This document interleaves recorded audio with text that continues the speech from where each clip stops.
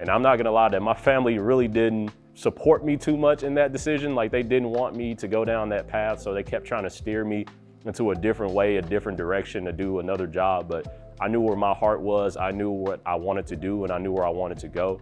I think that my expectations of what I thought law enforcement would be versus what it was completely different, you know? I thought it was gonna be, the warm welcome, the parades, the sunshine, rainbows. I'm still waiting for the parade to this day, but obviously I'm exaggerating, but mainly I thought it was gonna be a warmer welcome than what I actually got in the police force.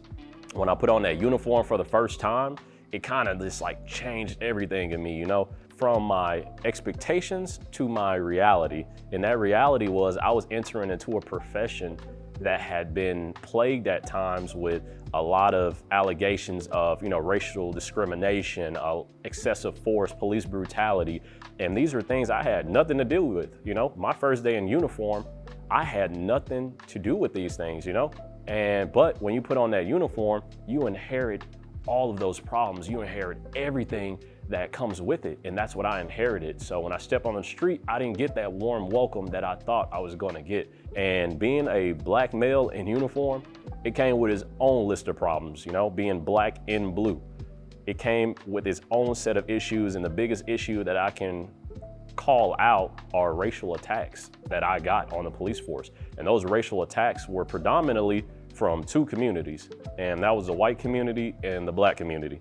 So the white community, the people who decided to attack me there, they would say comments, excessive use of the N-word, saying, I don't want you to do my report because, you're a black police officer, or saying, I just don't respect you in general because you are a black male, and I'm not gonna respect you as an officer because of that, And then there was the black community who would attack me on different areas, and this was probably my biggest surprise, because I didn't think I would get that type of response from the black community, but I was attacked, by words saying I was an Uncle Tom, I was a sellout, a traitor, a race betrayer, just because I put on a uniform. Neither one of these groups knew who I was. They knew nothing about me. They didn't even give me a chance to answer the police call. They just saw a black male in a blue uniform and decided, this is how we're gonna judge him. This is how we're gonna act. This is how we're gonna respond to him.